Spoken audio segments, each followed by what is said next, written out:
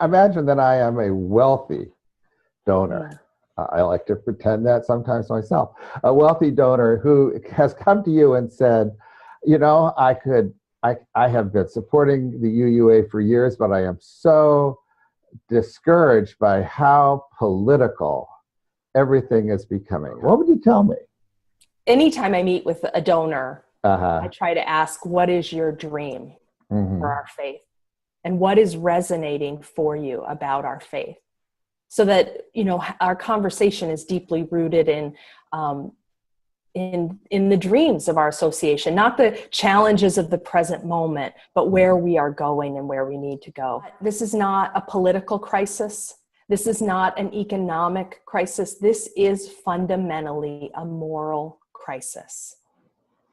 What we are experiencing in our country is a failure and a denial of the capacity for compassion within humanity. As Unitarian Universalists, we have a critical role to play in this time in bringing forth a moral vision, in bringing forth the power of compassion. This is not about political parties. This is about our capacity to love one another as human beings, to have compassion for the experiences of people all over our country and all over our planet.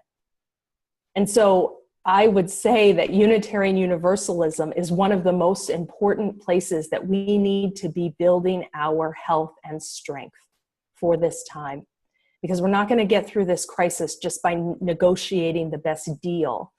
We need to actually be living the power of love in our hearts, in our lives. We need communities that are teaching us to resist fear, and the way that closes off our hearts to one another, resist nationalism and the way that that closes off our country to the global planet. We've never been more connected across the globe than ever before, and yet in the midst of this time, we see this nationalist movement. This is a heart problem that we're experiencing. And so what we need to invest in is, where are we going to build our courageous, compassionate, loving hearts for this time? Okay. Oh, let me get my checkbook. Thank you. Make it out right to the UUA.